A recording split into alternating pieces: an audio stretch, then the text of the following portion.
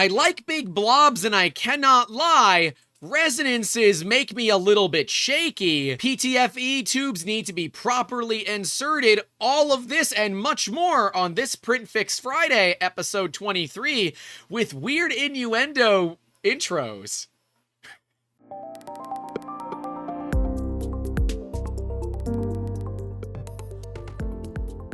Hey guys, welcome back to Print Fix Friday, episode 23. So glad that you're here. Before we get into the fails, let's go through their time codes, so if you're wanting to skip around, you can do that, no problem. We're going to start off with a FlashForge Adventurer 3 that's giving the user multiple issues from first layer inconsistencies to what appears to be cooling issues and retraction issues.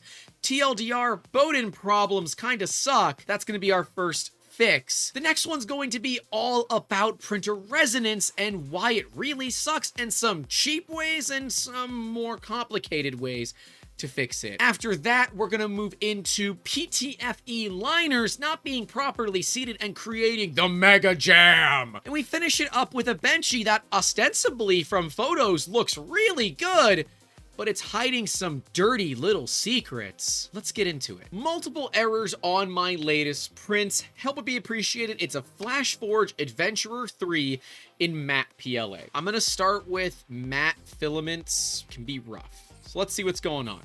Print A. Print looks pretty good, except two errors I will show in close-ups. Look at pick A1 and A2. Infill, 20%. Layer height, 0.12. It's an odd, but I'm assuming it has something to do with the lead screws. Nozzle of 212, bed of 50, speed of 40. That's pretty standard. Looking at these close-up photos, we can see that there is an odd zit on the layer. They had this happen many times, happening randomly. My bet is 1, your hot end is leaking. And if your hot end is leaking, it'll leave little blobs of stuff every now and then. 2, if you have retraction issues where you're stringing or there's a little bit of hair going on, that might cause some buildup on the nozzle that it just deposits. This appears to be a nozzle deposit. I could be wrong. I can't zoom in too much more. But the rest of the print looks okay. I am seeing some odd striations.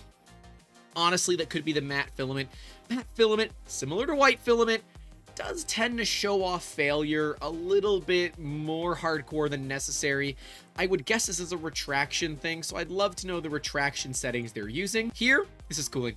Quintessential cooling. We've got a line that is not sticking to the line below it, and as it's cooling, it's shrinking.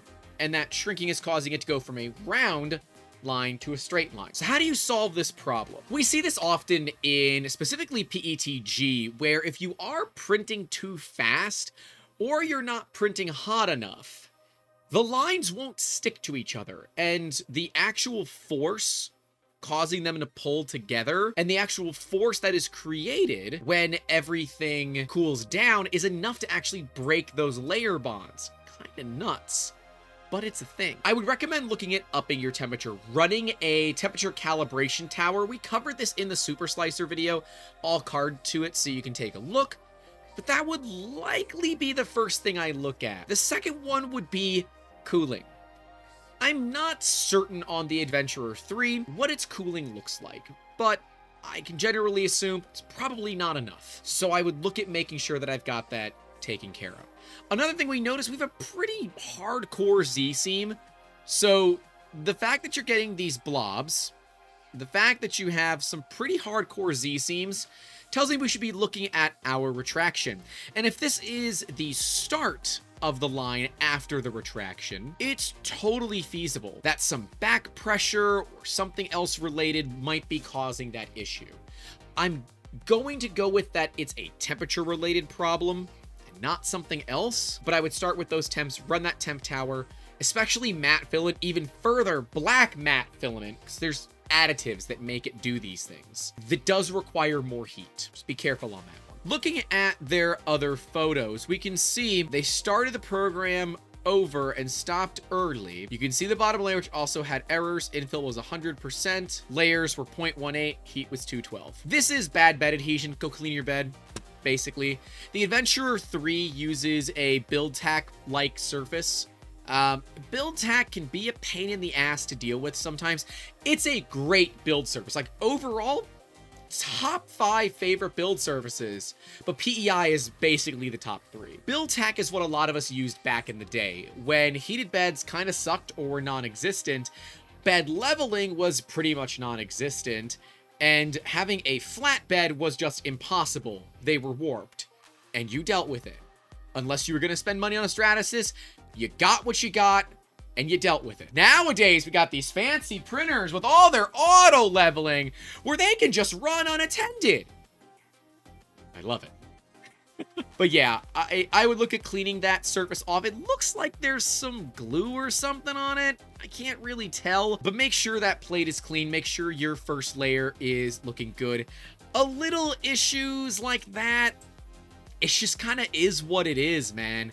If you're trying to get a perfect first layer like that, you got to get away from build tack and look at something like glass or PEI. Glass will give you a perfect mirror style first layer if you are perfectly tuned.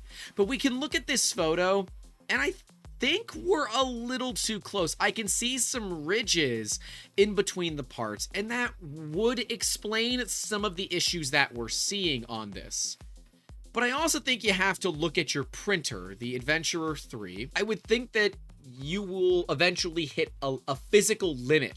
And that limit might simply be that you can only do so much. And the Adventurer 3 is not expensive. I see it on Google for $280. So there is a certain limit. And while, yes, you could spend all that time getting that perfect first layer, if you got grease or other contaminants on your bed, it's not going to work. It's going to have issues. So I would look at making sure your bed is clean, get any glue or anything that's off of it. If you have a heated plate, which I assume it does, given the fact that it states it can do ABS, but make sure you have your heated plate turned on as well.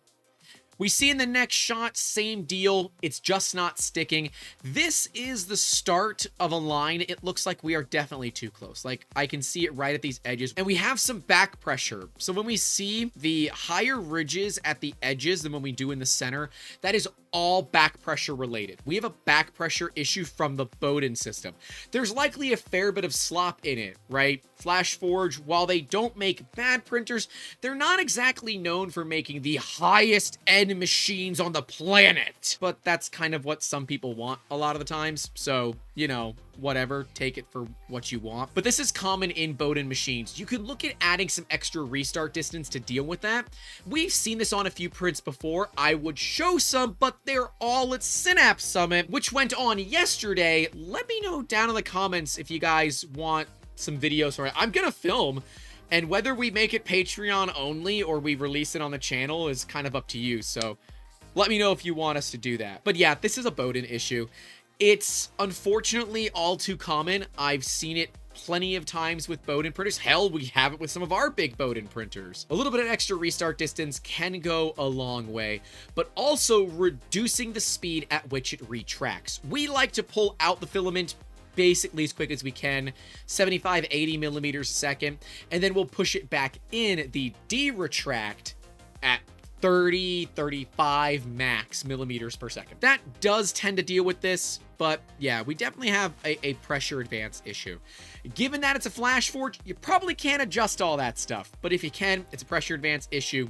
Fix that. This is the latest project for the FlashForge Adventurer 3, a side door cabinet for 1 kilo spools. I have doubts of the extruder being able to pull it. Honestly, you'll probably be okay as long as the system doesn't have a lot of extra friction. It probably won't know that there's something going on. So send it. Why my printer makes this horrible grinding noise only when doing the infill. Let's listen in.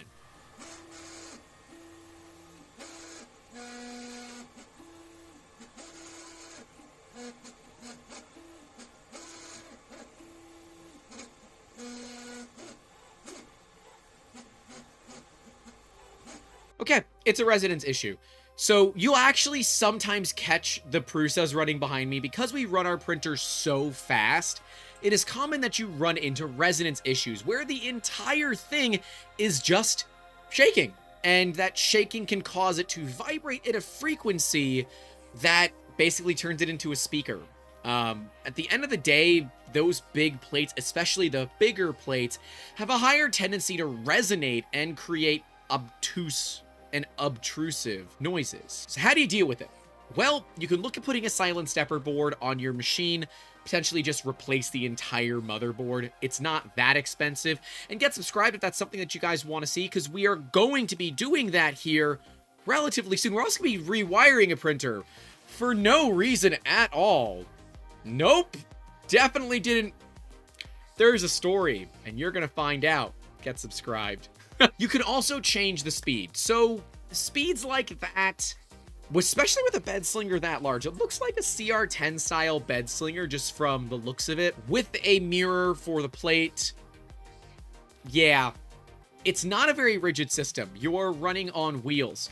I would look at make sure that all of your V-wheels are tight, that all of your screws are tight, that your mirror plate is being held down adequately in at least 4 spots. And hopefully that'll tighten some things up. Also, look at isolating your printer from anything that's around it. So you can look at using foam mats like we did behind me. If you guys want to see a video on that, let me know. It'd be kind of cool to take one off the foam mat and see how it sounds. Or the concrete block method, which we're going to do the next couple of months, but I want to live with the foam for a little bit, then go to concrete, see if we prefer it that way. And the concrete and the foam serve to decouple it from the surface that it's on. Something like a wood surface will cause things to resonate like crazy. How do you solve that? Make sure everything is tight, make sure your V-wheels aren't too loose, make sure your bed is held down, and decouple your printer from the surface that it is sitting on. I think that will kind of mitigate the issues. You can look at throwing a silent driver board in there, which I believe just kind of chops up the signal. So the steppers aren't moving consistently at the same speed. It's kind of up and down a little bit, and that wiggle keeps the machine from resonating. I could be wrong. I'm not an electrical engineer. I have 2 business degrees. But you know what does have an electrical engineering degree? My segue to our sponsor, 3D Musketeers. When my segues don't make sense, but I still roll with them. 3D Musketeers is here to help you fail less, because we fail every now and then. It happens to all of us, and here at PrintFixFriday, we want to keep that from happening.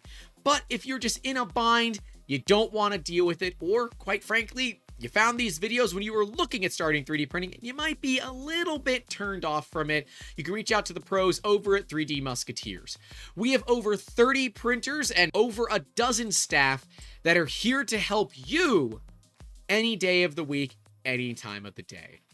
Our experts can help you get from art to part as quickly as possible. But hey, you know, if you want to add a little chaos, you can give me permission to use your parts in a video.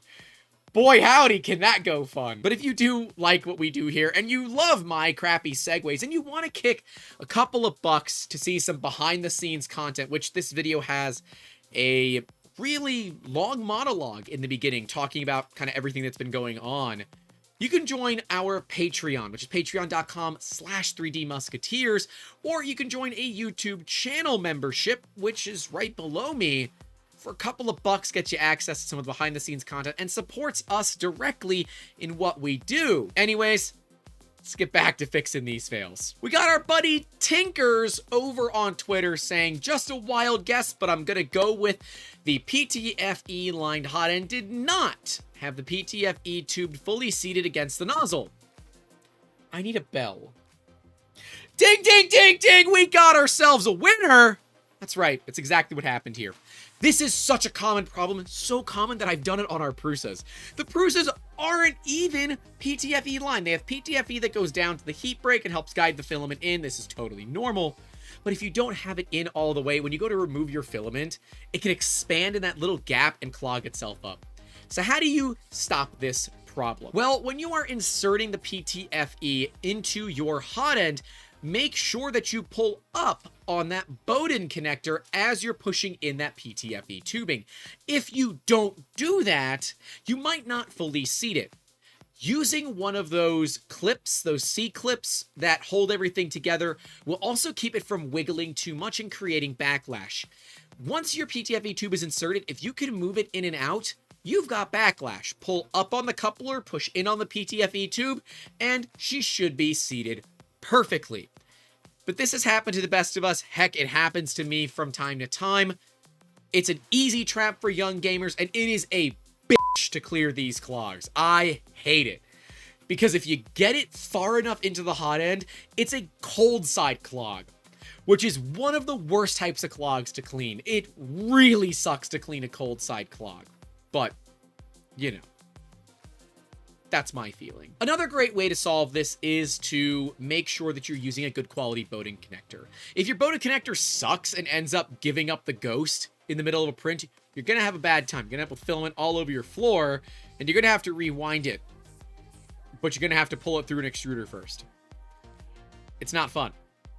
Don't ask me how I know. This one is quick and easy. Make sure it's fully seated. If you have questions whether or not your PTFE tube is fully seated, again, do you got a little bit of wiggle? You don't got wiggle, it's probably fully seated. If you got some wiggle, seat it further. It's not there yet. But this is pretty egregious. Like, I think they tried to toss it from the other side of the room and said, up, it went in. We're good, boys. Let's print. RIP. First print, just want to make sure I'm focusing on the right issues. This Benchy looks friggin' clean. Like, damn.